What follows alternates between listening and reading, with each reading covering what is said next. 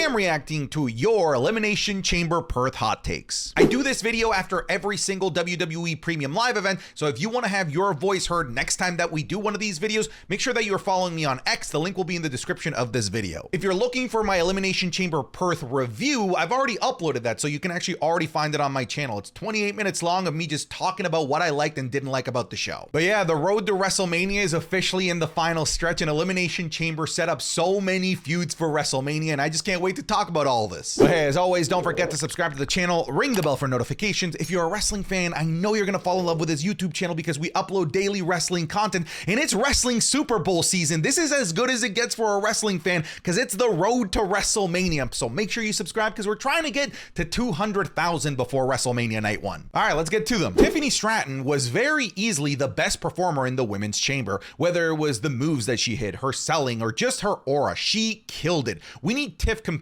for a major title by the summertime. Yeah, I think I'm gonna agree with you. I think Tiffany Stratton was the best performer in the women's chamber, and the crowd was absolutely behind Tiffany Stratton. I would say that they were probably more over for Tiffany Stratton than just about any of the other women, which is kind of crazy to think about considering you have main event mainstays there like Becky Lynch and Bianca Belair in there, and Tiffany Stratton was getting the biggest pop out of all of them, which is kind of crazy to think about. And as somebody that got into NXT early in 2023, it makes me so happy to see so many people be impressed by Tiffany Stratton and people that didn't realize just how good she was. Let me tell you, the NXT machine is working, and there are a lot of people just as good as Tiffany Stratton that are developing and training that are going to be regularly called up to the main roster. NXT is now functioning as it should, as a proper feeding system for the main roster, so that we get superstar after superstar after superstar for the rest of time. The WWE has its future absolutely locked and set thanks to the current iteration of NXT.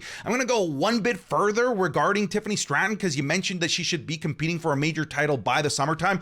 Hell yeah, I would love that. And I think that she should also be highly considered to win the Money in the Bank briefcase. Imagine a Stratton-like pink briefcase. That would be absolutely fantastic. And on top of that, I think she would perform really well in the ladder match. One last thing that I'll say about Tiffany Stratton that I hope that it starts to resonate with people is that in terms of call-ups, Tiffany Stratton as well as Braun Breaker, I think they're equally valuable. I think they're both going to have incredible careers in the WWE. I think that they're both going to win world championships very early into their career in the main roster. And I think by the end of their careers, they're going to be in double-digit world championships. This is a pretty amazing era of NXT call-ups. The time of the show affects how you feel. I was up at 10 a.m. It's fun. I enjoyed it a lot. A solid B+. But if I woke up at 5 a.m. to watch that, I'd feel very differently because it was so predictable. You know, I actually didn't even consider this as a possibility. I don't know if you're necessarily right or wrong, but what I will say is that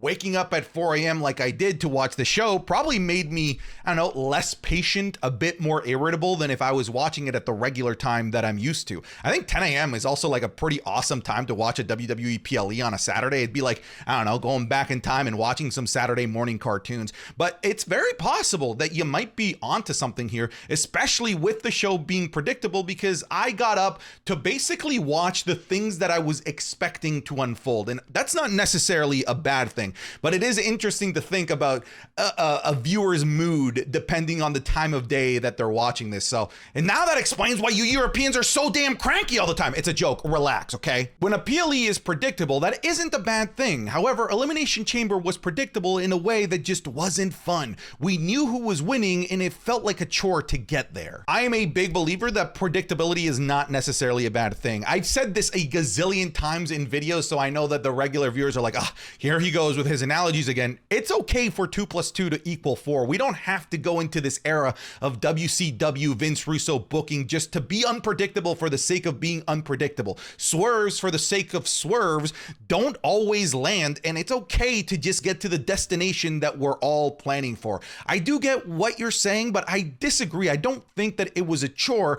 And on top of that, a couple of the predictable outcomes, although yes, predictable, people had somewhat unpredictable ways of getting to that end result. I think the best case in point would be Logan Paul taking out Randy Orton with the brass knuckles to cost him the loss. That, I think, was a really great way to get to the expected outcome, the right outcome, might I add, while it's still keeping us on our toes. I wish more of what happened in Elimination Chamber was predictable in that manner, because a couple of the matches were just incredibly predictable, and I do agree there, but I didn't feel like it was a chore, to be honest, and I'm somebody that had to wake up at 4 a.m. Today's video is sponsored by Magic Spoon Cereal. Some of you know that I've been on a bit of a self-improvement kick over the last year, trying to shed a couple of those LBs, and one of my biggest obstacles in this journey has always been sugar. That's where Magic Spoon has been an awesome sidekick during this journey by providing me with a zero sugar cereal that doesn't sacrifice flavor and still goes great with my Saturday morning anime. Believe me, I've looked high and low for a zero sugar cereal that has a good variety of flavors and actually tastes good, and they're harder to find than John Cena. And that's exactly where Magic Spoon fits the bill for me. The variety pack comes in 4 delicious flavors: fruity, frosted, cocoa, and peanut butter. My personal favorite is the fruity flavor. Here I am pouring myself a bowl. Of course, cereal before the milk. Even Dwayne the Dog Johnson seems to be pumped about it. As someone that lives a very active lifestyle, having a cereal with 0 grams of sugar, 13 to 14 grams of protein, and only 4 to 5 grams of net carbs is honestly a bit of a nutrition life hack. I think the best way to summarize it is that Magic Spoon is cereal reinvented, still with the same delicious taste that you're used to, but with grown-up ingredients. Click the link below to grab a variety pack and try it today, and be sure to use promo code Santi at checkout to get $5 off any order, or go to magicspoon.com/Santi. And Magic Spoon is so confident in their product, it's backed by a 100% happiness guarantee. So if you don't like it for any reason, they'll refund you your money, no questions asked. So click the link below or scan the QR code on screen and use code Santi for $5 off, or go to magicspoon.com/Santi to save $5 today. Thank you so much to Magic Spoon for being the sponsor today. Now back to the video. The Waller effect was the most unpredictable part of the show, and therefore the best part of the show. I think you and I have complete polar opposite views in terms of what makes a good show. It sounds, at the very least from this tweet, I don't want to make, too many assumptions, that for you a good show is just an unpredictable show. And I just don't follow by that philosophy, because that was 2000s WCW booking, and that kind of booking completely killed the entire brand. Because if you do everything unpredictable, then you start more or less insulting logic, and when you insult logic, sometimes the actual viewer themselves are going to feel, I don't know, insulted and disrespected, being treated like idiots, more or less. Now, if you believe that unpredictability equals good by de facto, then I can't argue with your opinion. That's just what you believe, but I don't believe in that in any capacity. And here's the thing, the Grayson Waller effect, and in what regard was it unpredictable? Was it unpredictable because we were wondering all of these different things that might happen? Because it was unpredictable, the actual result, the unpredictability was that I wasn't able to predict that it was going to be that lame and that boring and that uneventful. I guess that was unpredictable. Does that make it good? Because a lot of the things that a lot of us were predicting were for this to have a lot more substance. Like, they didn't have anyone from the bloodline. They didn't have Paul Heyman in there. They didn't pay off the whole Grayson Waller talking to the tribal chief before the show. There was really nothing aside from, hi, I'm Seth Rollins and I'm cleared to compete. Could have been done on Monday Night Raw. And Cody Rhodes, okay, calling out The Rock, but it doesn't hit as hard when The Rock isn't there and when, Paul Heyman or somebody representing The Rock isn't there. I thought it was a lame segment. I thought it could have just been a corporate email. I think it could have just been a tweet. I think it could have just been done on Monday Night Raw. I just think that it just padded the show out unnecessarily. This was pointless. It literally led to nothing but acknowledging him in front of the crowd. Yes, if we were expecting for it to be paid off during the Grayson Waller effect, I don't think that it's necessarily pointless if this still gets played out later on in a couple of weeks and we do get a payoff to this. So I don't want to say that it was pointless, but it was, I think, it created false expectations heading into Elimination Chamber, because it made us believe believe that something involving Roman Reigns was going to play out at the Elimination Chamber. So this, in fact, I don't think was pointless, but it did create false expectations. We'll have to see how it plays out over the next couple of weeks to see if it truly was pointless.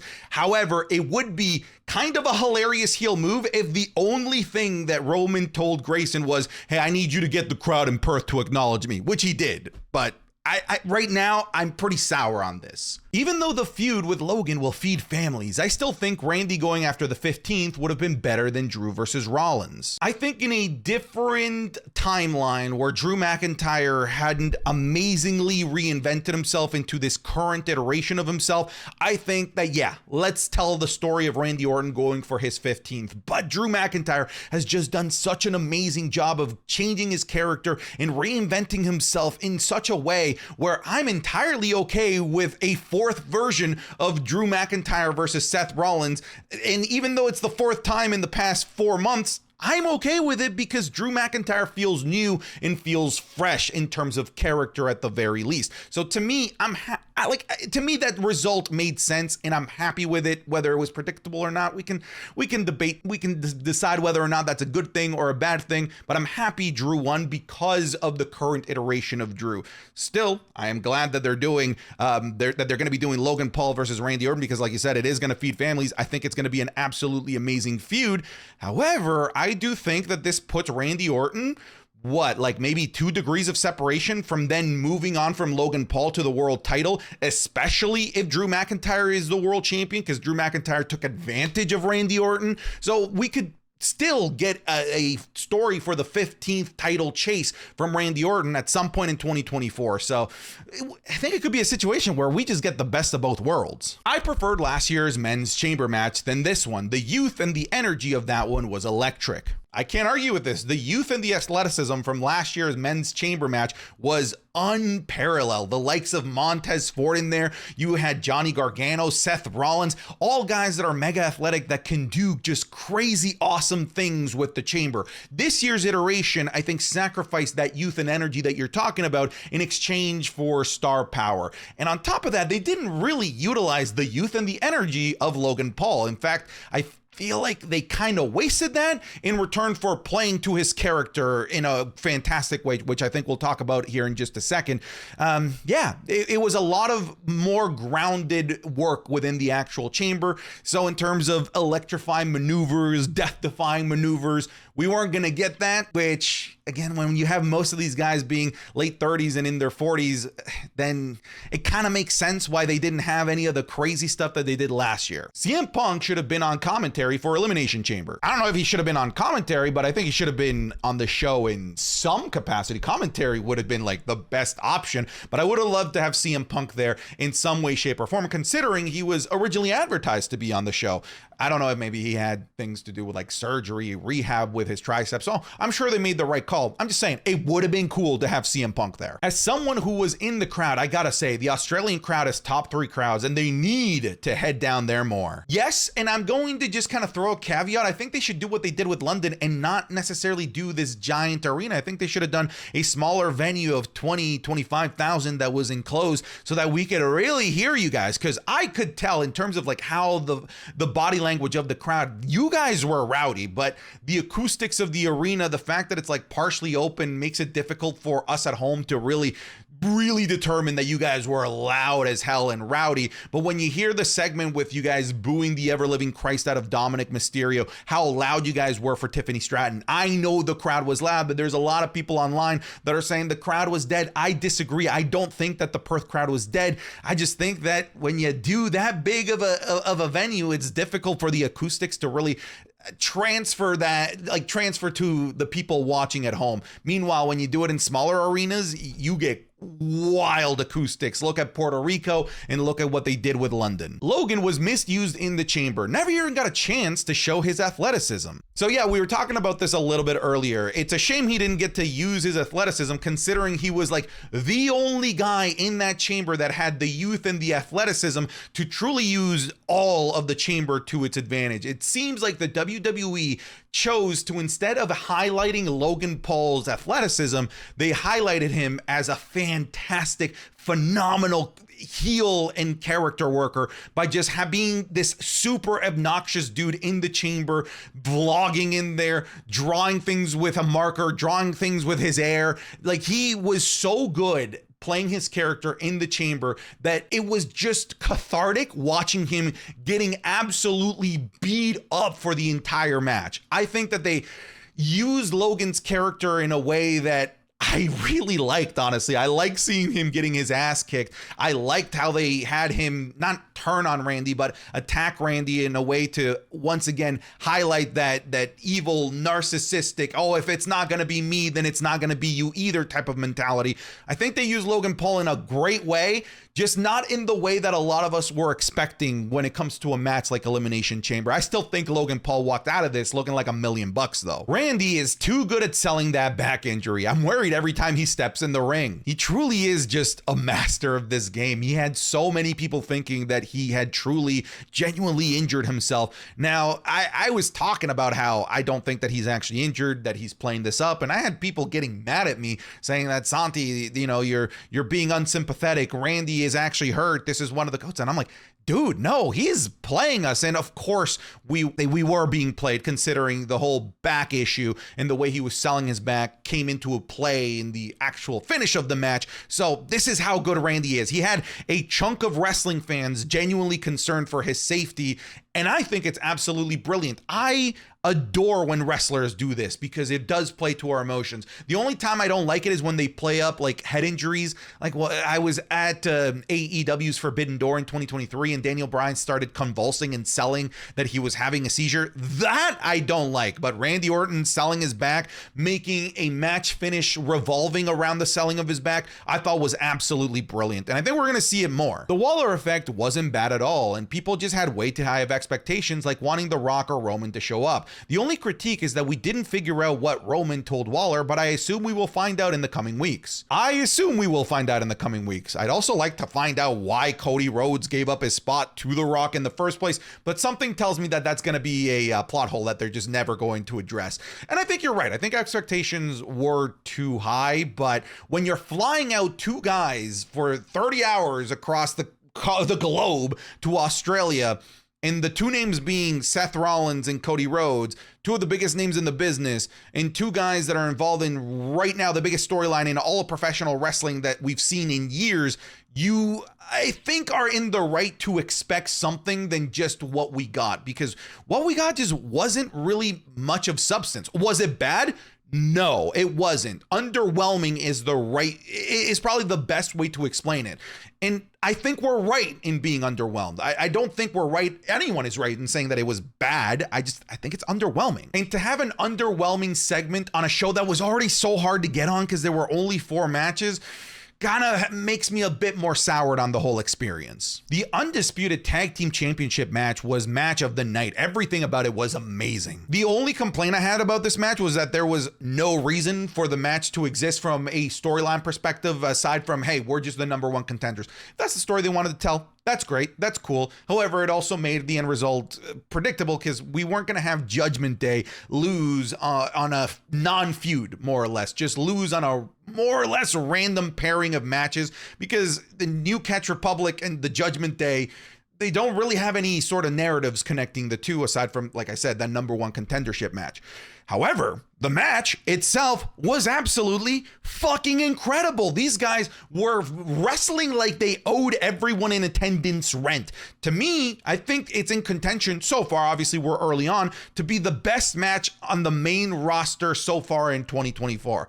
Happy to hear any other contenders. I think that the only other match that I can think of that's better than this is probably Trick Williams versus Ilya Dragunov, but that's NXT. I think this and the Women's Royal Rumble match so far are my favorite matches of the year in terms of like what happened in the ring. Ow, fuck my elbow. 4 matches, 1 segment was perfect. They didn't need anything else. It was perfect pacing. Hey, you know what? I will agree with you. I think 5. 5 is the magic number, whether it's 5 matches, 4 matches, 1 segment, 2 girls, 1 cup. Just kidding. Don't Google that. But yeah, 5 I think is the right amount of time in terms of not going 5-6+ hours, giving everything 20 to 30 minutes between entrances and actual in-ring work, and it doesn't make it so that we have to rush any of the matches. One of the things that I said during my live stream, twitch.tv/SantiZap, is that tag match that didn't have a feud connecting them back in the Vince McMahon era would have lasted 6 minutes, and instead they got 20+ minutes, and it was absolutely wicked. So yeah, I like the rule of 5 right now. I think it's working really, really well. All right, folks, we'll leave it at that. Let me know what you thought of Elimination Chamber. Do you have any wild thoughts? What do you think about Logan versus Randy? That's probably the aspect of this show that I'm the most excited about. But yeah, let me know. But that's it. I'm done. Get out of here.